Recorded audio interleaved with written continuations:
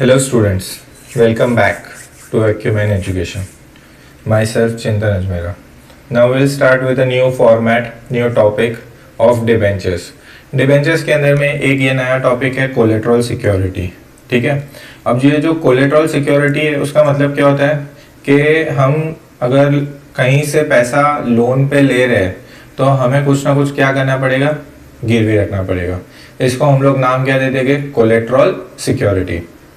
अब यहाँ पे हुआ बस इतना ही है. कोलेट्रल सिक्योरिटी का लॉजिक यहाँ पे ऐसा है, हमने कंपनी ने क्या किया था, हम मतलब कंपनी ने डिबेंचर्स इशू किए थे और पैसे लिए थे और सारे इन्वेस्टर्स को ये बोला था कि ये तुम्हारा पैसा है जो हमारे पास 3 साल तक रहेगा, 3 साल के बाद हम आपको पैसा क्या कर देंगे, रिफंड कर देंगे. ये सिंपल था.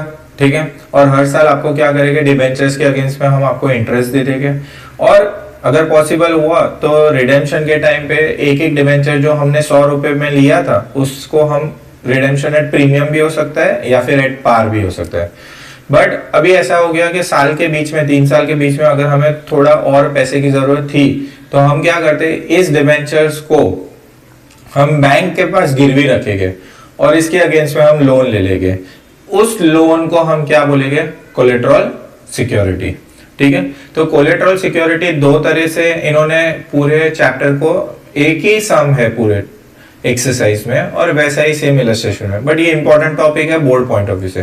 तो यहाँ पे मेथड 1, ठीक है, मेथड 1 में ऐसा कहता है कि अगर हमने डिबेंचर्स को गिरवी रखा और उसके अगेंस्ट में हमने बैंक लोन ली है तो हमें मेथड 1 के हिसाब से क्या करना पड़ेगा, बैंक से हमने लोन लिया मतलब हमारे पास पैसा आया, हमारी बैंक इज द रिसीवर और लोन हमारी लायबिलिटी है, तो ये लोन हमारे लिए क्या हो जाएगा, क्रेडिट. तो डेबिट व्हाट कम्स इन, ठीक है, bank account to bank loan account. एक ही जनरल एंट्री पास करनी और उसके 3 मार्क मिलेंगे. ठीक है, अगर मेथड 1 है तो. और मेथड 1 और 2 में क्या फर्क होता है, तो मेथड 1 में ऐसा बोला होता है ये एंट्री को हम लोग को बुक्स ऑफ कंपनी में रिकॉर्ड करना है एंड इस मेथड 2 में is not recorded in the books of company. ठीक है, तो मेथड 2 के अंदर में सिर्फ फर्क कितना है, पहली एंट्री तो सेम ही रहेगी, bank account debit to bank loan account. ठीक है, और हमने क्या लिया लोगों से, debenture suspense account to debentures. इस टॉपिक को हम लोग है ना थोड़ा अच्छे से समझते कैसे, एक्सरसाइज के थ्रू. ठीक है, आ जाओ सम नंबर टेक्स्ट बुक में चेक करो, एक्सरसाइज का सम नंबर 13. ठीक है, तो सम नंबर 13 में क्या लिखा हुआ है हम पढ़ते हैं क्वेश्चन में. A company had 21 lakh rupees issued 10.5% debenture as on 1 April 2017. Company ने टोटल 21 लाख के डिबेंचर्स इशू किए थे 2017. ठीक है, और मतलब कंपनी ने डिबेंचर इशू किए, लोगों को डिबेंचर दिए और लोगों से क्या ले लिया, पैसा ले लिया था. इसकी जनरेटी हमें पास नहीं करें. ड्यूरिंग द ईयर मतलब इस साल में company took a loan, company ने इस डिबेंचर्स के ने क्या किया, लोन लिया of ₹5,50,000 as on 10 August 2017. Against this, और इस लोन के अगेंस्ट में हमारे पास में अल्टीमेटली कुछ गिरवी रखने के लिए नहीं था, तो इसके अगेंस्ट में हमने उनको क्या दे दिया, against this company issued new 10.5% debenture of ₹5 lakh as a collateral security. तो हमारी वही मेथड 1 क्या बताएगा कि भाई हमने लोन लिया है तो सिर्फ नॉर्मल एंट्री क्या है कि bank account debit to bank loan account. और हमने कितने रुपए की लोन ली है, तो we have taken, company took a loan of ₹5,50,000. अब लोन हमने 550 के लिए और गिरवी क्या रखा है, डिबेंचर्स, वो भी कितने रुपए के, 5 लाख रुपए के. तो हमें तो अभी फर्स्ट मेथड के हिसाब से सिर्फ और सिर्फ लोन, ठीक है, जो हमने ली है दैट इज 5,50,000 और 5,50,000, सॉरी ये यहाँ पे 5,50,000 आएगा. ठीक है, क्या आ जाएगा, 5,50,000. अभी ये मेथड 1 है, here no entries pass for the issue of debenture as a security against the loan. ठीक है, और इस क्वेश्चन में हमें ये भी बोला है कि इसकी बैलेंस शीट में इफेक्ट कैसे आएगी. तो बैलेंस शीट में जहां पे भी इक्विटी एंड लायबिलिटीज होता है, ठीक है, उसके बाद नॉन करंट लायबिलिटीज होता है, उसके बाद लॉन्ग टर्म बोरोइंग। तो डिबेंचर्स क्या होता है, हमेशा लॉन्ग टर्म बोरोइंग होता है, 1 साल से ज्यादा के लिए। तो हमने ऑलरेडी 21 लाख रुपए के डिबेंचर्स तो पहले इशू किए थे, और अभी हमने क्या इशू किया, बैंक लोन ले लिया, ठीक है। तो ये बैंक लोन की हमने एंट्री कर दी, बस इतना ही आएगा एज पर मेथड 1। और मेथड 1 क्या कहता है, is not recorded in the books of company. मतलब क्या रिकॉर्ड नहीं करना है, जो 5 लाख के debenture as a collateral security issue किया था ना, वो हमने इशू, उसको हमने बुक्स में कहीं पे भी नहीं शो किया। मतलब ये जो हमारी एक्स्ट्रा 5 लाख के डिबेंचर्स वाली एंट्री है, जो इस लोन के अगेंस्ट में इशू किए हैं as a security deposit, method 1 ऐसा कहती है कि इसको हमें शो करने की जरूरत नहीं है बुक्स में। बट मेथड 2 ऐसा कहता है कि हमें शो करना पड़ेगा, ठीक है। और बोर्ड की एग्जाम में कोई भी एक ही मेथड आएगा, या तो शो करो या तो नहीं करो, ठीक है। तो हम सेकेंड मेथड की तरफ बढ़ते हैं। क्या दिया हुआ, लेट्स चेक सेकेंड मेथड, ठीक है। जर्नल एंट्रीज, जर्नल एंट्री क्या करोगे, लोन ली है उसकी एंट्री तो सेम ही रहेगी, बैंक बैलेंस बढ़ेगा और लोन की लायबिलिटी बढ़ेगी। तो पहली एंट्री आ जाएगी same, bank account debit to bank loan account, कितने से, 5,50,000 5,50,000, ठीक है, 5,50,000 5,50,000। तो ये खत्म हो गया। अब दूसरा, हमने डिबेंचर इशू किए हैं, तो डिबेंचर इशू किए तो डिबेंचर्स हमेशा लायबिलिटी हुई हमारे लिए। बट जैसे बैंक, यहाँ पे बैंक बैलेंस बढ़ा और यहाँ पे लायबिलिटी बढ़ी, अभी हमने इसके अगेंस्ट में डिबेंचर इशू किए, बट हमारे पास आया क्या, जो आया था वो तो ऑलरेडी हमने लोन के अगेंस्ट में रिकॉर्ड कर दिया है। तो उस केस में हम लोग डेबिट करेंगे डिबेंचर सस्पेंस अकाउंट को, क्योंकि हमें पता ही नहीं है कि डेबिट में हमें क्या मिला, ठीक है। डिबेंचर्स तो बाहर गया, डिबेंचर्स तो हमारी लायबिलिटी बढ़ा रहा है, कल जाके हम लोन नहीं पे कर पाए तो ये लोग सब अपने सर पे नाचेंगे। और हमने तो बैंक लोन लिया था तो बैंक टू बैंक बैलेंस आ गया, बट इसमें हमारे पास इसकी डेबिट की इफेक्ट कुछ है ही नहीं, इसलिए हमने इसको कौन से अकाउंट में डाल दिया, डिबेंचर सस्पेंस। और कितने के डिबेंचर इशू किए थे, 5 लाख के। तो यहाँ पे इंस्टेड ऑफ 550 यहाँ पे क्या आ जाएगा, 5 लाख 5 लाख, ठीक है। सिर्फ और सिर्फ 5 लाख 5 लाख आएगा, डन यहाँ पे। अब इसकी बैलेंस शीट में इफेक्ट कैसे आएगी, वही लॉन्ग टर्म बोरिंग, हमारे पास डिबेंचर्स था 21 लाख रुपए का। फिर हमने क्या किया, कोलेट्रल सिक्योरिटी, ठीक है। इसके अंदर में कोलेट्रल सिक्योरिटी के नाम पे हमने कितने के डिबेंचर इशू किए, 5 लाख रुपए के, less debenture suspense account 5 lakh रुपए के। तो बाहर इसकी सेकंड बैलेंस शीट में कोई इफेक्ट दिखाने की जरूरत नहीं आएगी। बैलेंस शीट में तो वही हमने जो बैंक लोन लिया है 550 का वही है, बट हम बैलेंस शीट में इनर कॉलम में अपने रिकॉर्ड पर्पस के लिए बताया कि हमने कोलेट्रल सिक्योरिटी 5 लाख की इशू की थी, उसके सामने डिबेंचर सस्पेंस है जिसकी वैल्यू आउटर कॉलम में क्या हो जाएगी, 0, बट हमें इस वे में मेंशन करना पड़ेगा। ये कब यूज करेंगे, जब भी तुम लोगों को क्वेश्चन में दिया होगा कंपनी ने ऑलरेडी डिबेंचर इशू करके रखे थे और कंपनी को और पैसे की जरूरत थी, तो कंपनी ने बैंक लोन लिया, बट बैंक लोन वालों ने बोला भाई बैंक लोन तो हम देने के लिए रेडी हो, तुम तो बहुत अच्छे हो, बट बैंक लोन के अगेंस्ट में भी कुछ ना कुछ डिबेंचर गिरवी रखने पड़ेंगे, ठीक है। तो हमने बैंक लोन के अगेंस्ट में गिरवी रखने के लिए लैंड, बिल्डिंग, ये प्रॉपर्टी हमारे पास कुछ नहीं थी, तो हमने क्या किया, नए डिबेंचर इशू करके दे दिए, ठीक है। क्योंकि पुराने डिबेंचर्स को भी गिरवी नहीं रख सकते, क्यों, क्योंकि पुराने डिबेंचर्स के अल्टीमेटली ओनर कौन है, राइट्स किसके पास है, जो डिबेंचर्स जिसने खरीदे उनके पास, और वो डिबेंचर्स भी कोई ना कोई एसेट के सामने गिरवी हो गए, इसलिए हमको यहाँ पे क्या करना पड़ा, नए डिबेंचर्स इशू करने पड़े गिरवी रखने के लिए। और गिरवी रखने के लिए हमने डिबेंचर्स दी है, बट डेबिट हमारे बुक्स में एंट्री क्या करेंगे, कुछ ना कुछ तो हमारे पास आ रहा है ना, डेबिट व्हाट कम्स इन, तो हमें इसके लिए डेबिट किसको करना पड़ा, डिबेंचर सस्पेंस अकाउंट को। यहाँ पे ये टॉपिक खत्म होता है। फिर नया एक टॉपिक चालू होता है टीडीएस का। टीडीएस का मतलब होता है tax deducted at source. Government ने बोला कि तुम हर साल क्या करोगे, तुम्हारे डिबेंचर होल्डर को क्या पे करोगे, इंटरेस्ट, ठीक है। तो अगर तुम 100 रुपए का इंटरेस्ट हर साल अगर पे करते हो तो हमें 10% या 20% इसका टैक्स पे करना पड़ेगा, विच विल बी 20 रुपीज। और फिर डिबेंचर्स होल्डर को ये फाइनली इनकम क्या हो जाएगी, आप उनको दे दो एज ए इंटरेस्ट, और फिर इस पे टैक्स नहीं लगेगा क्योंकि ये ऑलरेडी टैक्स लग चुका है, टैक्स तो काट के ही तुम दे रहे हो, ठीक है। ये परसेंटेज 20% भी हो सकता है, क्वेश्चन में दिया होगा 30% भी हो सकता है, डिपेंड करता है। और बहुत सारी कंपनी साल के एंडिंग में एक साथ में इंटरेस्ट देती है, और बहुत सारी कंपनी ऐसे भी होती है जो साल के एंडिंग में नहीं देती है, 2 पार्ट में देती है। कंपनी बोलेगी 50 रुपए 6 महीने के बाद इंटरेस्ट मिलेगा और 50 रुपए 6 महीने के बाद मिलेगा।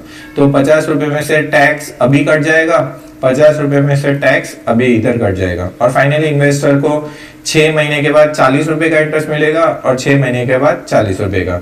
6 महीना कब होता है? अप्रैल से ईयर चालू होता है, अप्रैल, मई, जून, जुलाई, अगस्त, सितंबर।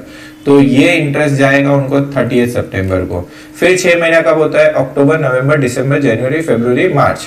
ठीक है, तो दूसरा इंटरेस्ट कब मिलेगा? 31 मार्च में 31 दिन होते हैं। ठीक है, तो 31 मार्च को इंटरेस्ट मिलेगा। डन, ये हो गया, ये हो गया। आई होप यहाँ तक टॉपिक क्लियर है। तो हम आगे सम की तरफ बढ़ रहे हैं।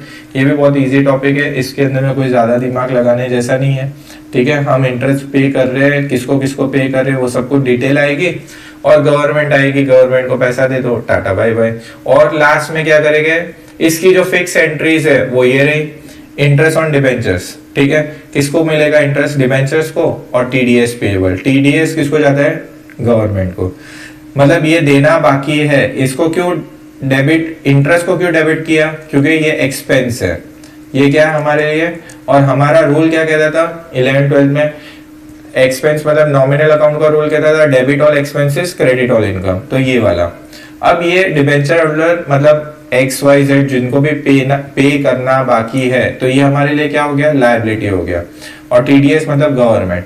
जैसे ही हमने ये पैसा क्या किया कि भाई तुमको हमें सपोज 50,000 तुम्हें टोटल इंटरेस्ट देना है, जिसमें से डिबेंचर होल्डर को हम 40,000 देंगे, टैक्स 10 देंगे, तो नेक्स्ट एंट्री में क्या आ जाएगा कि भाई डिबेंचर होल्डर आजा, तेरा पैसा ले जा। तो 40,000 इसको दे देंगे टू बैंक करके। ठीक है, और नेक्स्ट एंट्री में टीडीएस वाले को बुलाया गया, उसको बैंक करके पे कर देंगे।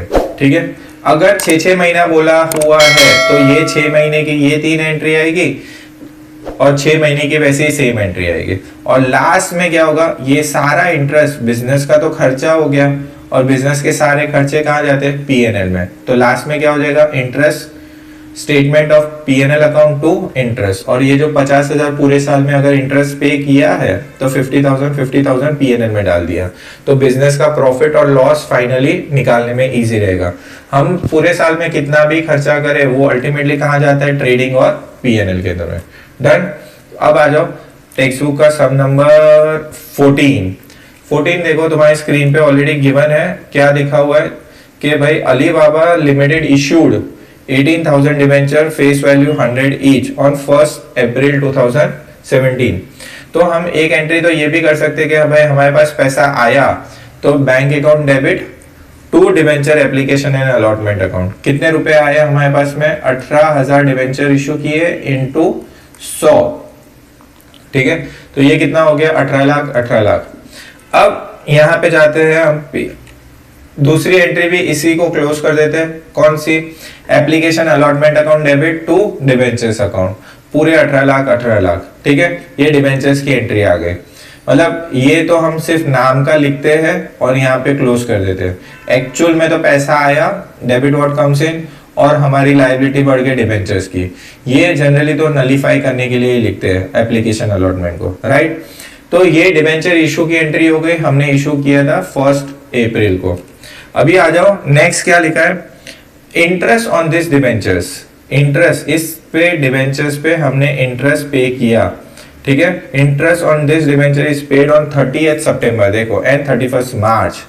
पास the journal entry in the books, pass journal entry of the above transaction for the year ended 31st March 2018 assuming income tax rate is 20% for the calculation। अब हम लोग आगे बढ़ते हैं। Interest on debentures, right, interest on debentures हम पे करेंगे। तो एक बार कैलसी पे करो, 18 लाख के डिबेंचर्स है। ठीक है, एक और आएगा, 18 लाख के डिबेंचर्स है। अब इस 18 लाख पे 12% मतलब 12/100 हो जाएगा, इनटू हमें ये जो भी है 6 महीने में पे करना है। पहला इंटरेस्ट कब पे करना है? 6, तो इनटू 6/12 कर दो। तो फाइनली तुम्हारे पास अमाउंट आ गया 1,08,000 रुपए। ठीक है, गवर्नमेंट इसमें से कितना हाथ मारेगी 20%। तो 1,08,000 इंटू 20% करो, उतना 20% वाला पार्ट गवर्नमेंट को जाएगा, 80% हम लोग किसको दे देंगे, डिबेंचर होल्डर को दे देंगे। तो 86,400, 21,600। यहाँ तक क्लियर। नेक्स्ट एंट्री में हम डिबेंचर होल्डर को बुला के पैसा दे देंगे, डिबेंचर होल्डर टू बैंक कितने रुपए दे देंगे, 86,400, 86,400। यहाँ तक क्लियर है। फिर उसके बाद हम पैसा किसको देंगे, टीडीएस वाले को। तो नेक्स्ट एंट्री में आ जाओ, TDS payable account to bank, कितना कितना पे करोगे, 21,600, 21,600। ये भी क्लियर हुआ। नेक्स्ट एंट्री में interest on debentures account to debenture holder to TDS payable. ठीक है, कौन सा, 6 महीने और खत्म हो गए, 31 मार्च आ गया, वापस से सेम एंट्रीज को रिपीट करो, 1,08,000, 86,400, 21,600। फिर डिबेंचर को बुला के पैसा दे दो कि भाई तू तेरा पैसा ले जा। ठीक है, फिर टीडीएस वाले को बुलाओ, उसको पैसा दे दो 21,600। ठीक है, और लास्ट में क्या, ये क्यों आया, बीइंग द पेमेंट, ये शायद रिपीट हो गया, ये एंट्री नहीं करोगे, ये हो चुकी है। ठीक है, फिर इसके बाद ये सारा खर्चा किया जाएगा प्रॉफिट एंड लॉस अकाउंट में। Profit and loss account debit to interest on debenture. पूरे साल में हमने पता है कितना इंटरेस्ट पे किया, 1,08,000 प्लस 1,08,000। तो अल्टीमेटली हमने कितना पे किया, 2,16,000। और वो हम किधर रिकॉर्ड करेंगे, पीएनएल अकाउंट में। तो यहाँ पे ये फाइनली कौन सा टॉपिक, ये वाला टॉपिक टीडीएस वाला भी कंप्लीट होता है। देखो सबसे इंपॉर्टेंट टॉपिक के लिए सम नंबर 13 है। ठीक है, कोलेट्रॉल वाला। कोलेट्रॉल नहीं आएगा तो गारंटी है तुम्हारे पास में कब कौन से सम आएंगे, 15, 16, 17, 18। डन, इसके अलावा और कुछ भी नया नहीं आ सकता है। ठीक है, तो अभी हम लोग 14 खत्म होता है। अगर तुम लोग को मेरी पढ़ाने की मेथड इजी लगे प्लीज लाइक, सब्सक्राइब, फॉलो, और हो सके तो अपने फ्रेंड्स लोगों को भी वीडियोस को फॉरवर्ड करो। It will be very helpful for them also. Thank you so much.